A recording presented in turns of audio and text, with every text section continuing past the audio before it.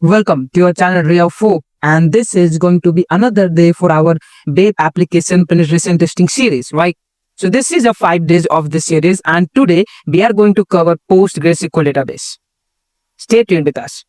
So the first and foremost we are talking, this is the first video, is to identify do we have any parameter. So if we click on this field that we have, let us access the lab again.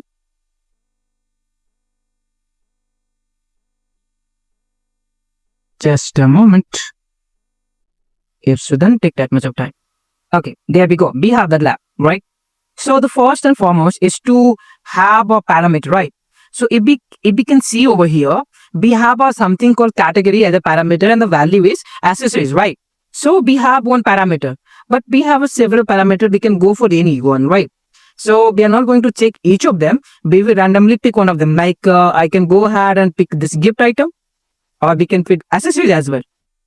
Okay, let's go ahead with accessories, right? So this is the parameter. What we have to do at first is to identify, do we have any projection point over here? So if I do and do like this, Ray of Hope, you can see like whatever input, like whatever value I'm giving to this parameter, it is getting projected, right? That means a projection point is here, right? So it is indicating that this application could be vulnerable for, potentially vulnerable for union-based SQL injection, right? As we identify that the application could be vulnerable for SQL injection, now let's go ahead and intercept the data. Turn off the intercept. Turn on the proxy. Intercept the data. We got it. Send it to the repeater. We must have it over here. Okay. Turn off the intercept. Turn off the proxy. Now let's go ahead and play with request and response. So this is how the response looks like. And this is a generous like a response actually. So now the second step of SQL injection is to break the query, right? To identify what is the developer written code actually, right? So if we go ahead and do this double quote, is it giving error? No, it is not giving us any error. If I put like space, no. If I put like single quote, yes, there you go. It is giving us internal server error, right? That means it could be that this single quote is breaking the query. And probably it could be that the application or the database or the developer is using single quote, right? So once you identify the developer written code, the next step is to find out how many columns are there, right? So if we go ahead and see like order by -3, it is giving us internal server error. Could be that they may not have, one second, I wrote it wrong. Again, it is giving internal server error. That means they do not have 3 columns. If I go ahead and use 2, what response we are going to get? Yes, there you go. That means the application may have 2 columns, right? Now, if we go ahead and read the description of the lab, what they are saying, the lab contains SQL vulnerability in product category filter. The results from the query are returned in application response. So you can use union attack to retrieve data from the other tables. The application has login function, and the database contains tables that holds username and password. You need to determine the name of this table and the columns it contains. Then retrieve contents of the table to obtain username and password of all users to solve the lab login as an administrator. So now over here, what are the things that we need to identify? The first thing we have to do is to find out the developer written code by balancing the equation. Second, we have to find data type. How many columns do we have? Then we have to find out data types that the application is doing. Then once we identify the data types, then we have to find the version details of the database, and that is where we will come to know what kind of database it is using, right? Now once we identify the data version details as well, then we will try the user information and will log in to solve the lab. So these are the steps, and these are the some target that we have in order to solve this lab, right? So over here we have already done it, right? So just minimize it now. Okay, now we know that we have two columns, right? So what would be the next step is to identify the data types, right? Union select 1, 1. It is giving us internal server error. That means the application is not using numeric type. If I use ray of hope, we got 200, okay, right? And if we see in the response, we may find it. There we go. We have it in the response, right? Those columns. So now we got to know the columns name as well, data type as well. What next? Once we get to know the database data type name, we will try to identify the columns, tables actually, right? What kind of tables that they are using. Okay. So for that, again guys, this is the practical which I will be covering. For understanding theory portion, you can go ahead and read out this, right? Again, when we talk about this union injection, right? Post your lab, you have a lot of like a lab scenarios, right? But when you try to understand that why it is happening, you need to read out, right?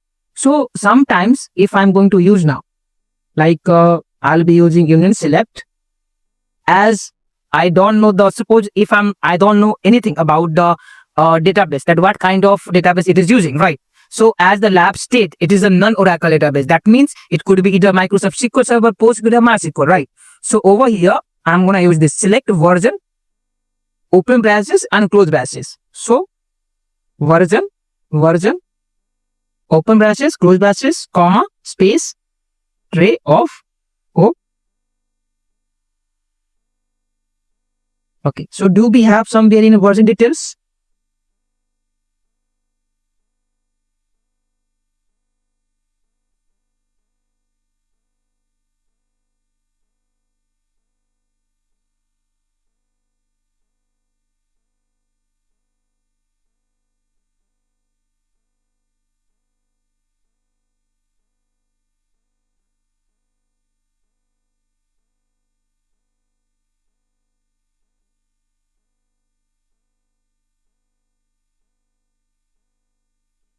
There you go.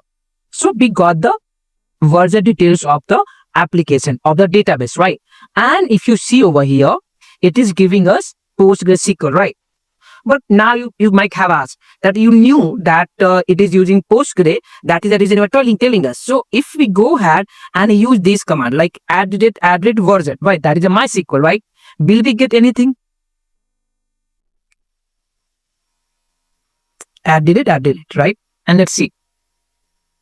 It is giving us internal server error, right? So this is how a hit and trial method will work. When you don't know the database, this is how you can identify the database as well, right? I hope my point is clear over here. So now, once we get to know the version details of the database, which is PostgreSQL, so most of our question has been clear, right? Now we have to retrieve the table name, right? How we gonna do so?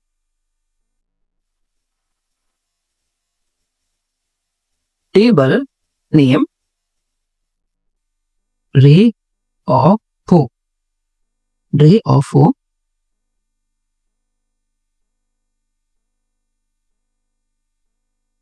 from information the score schema dot tables. Okay, so now I just use union select table name ray4 from information dot schema information underscore schema dot tables. Why did I use that?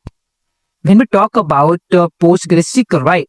In PostgreSQL, information underscore schema dot tables is a commonly used to enumerate available tables within the database.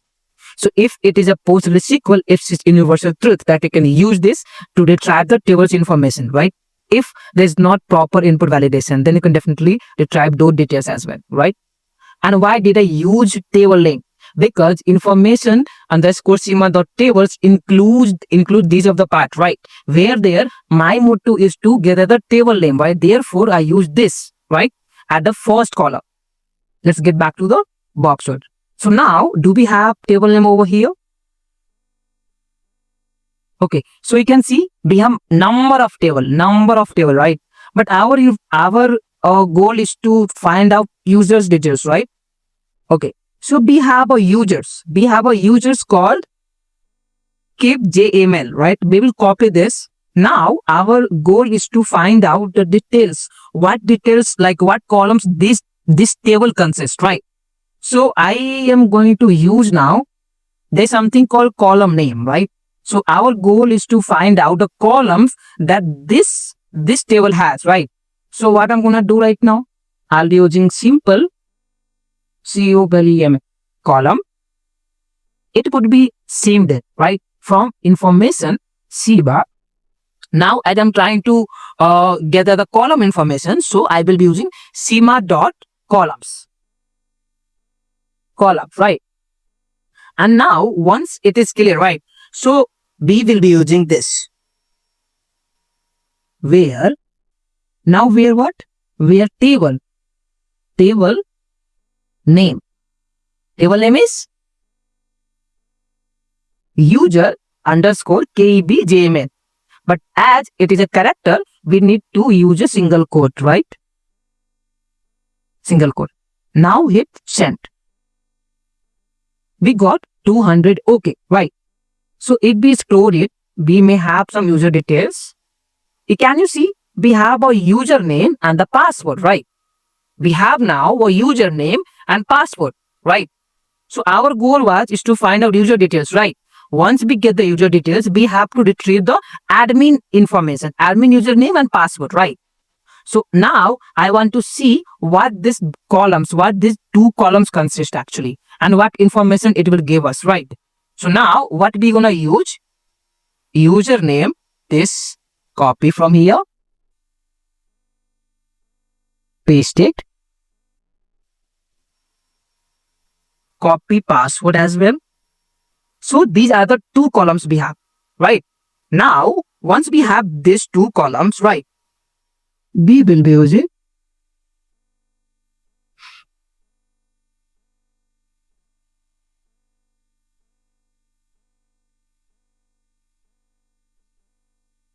just a moment. Tom. Okay.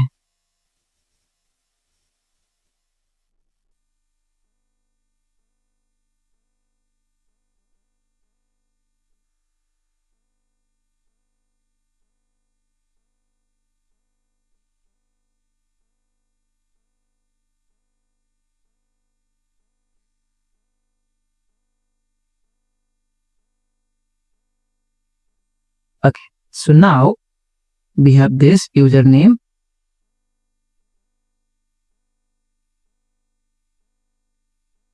password,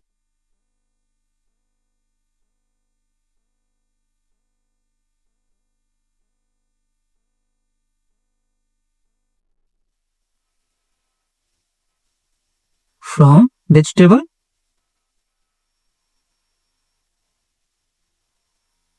Okay, so we had two columns of which table? Columns of users underscore keepjml, right? Now from these columns, what data it consists, we will get it. So if we scroll it down, we can see we have number of data, right? Administrative, Carlos and Biller. These are the three users that these columns consist. Our goal is to find out administrative data, right? Username. So now I'll go ahead, go to my account, put the user, and then copy password from here and paste it and submit. So we finally saw the lab. So over here, you might have learned something, right? When it is SQL injection is about hit and trial, right? There are limited database. So whenever you are having any sort of parameter, you think that it could be vulnerable for SQL injection, you should try every possible payload, irrespective of what kind of database, because unless you are not so sure that this is the database, you could not be playing with only one type of payload, because it could be that even if it is vulnerable for Oracle database payload, but you are using Postgre or MySQL or MS SQL, you would not get anything, right? So I hope you might have learned something. If you like the video, do like, subscribe, and share with your colleagues. Thank you.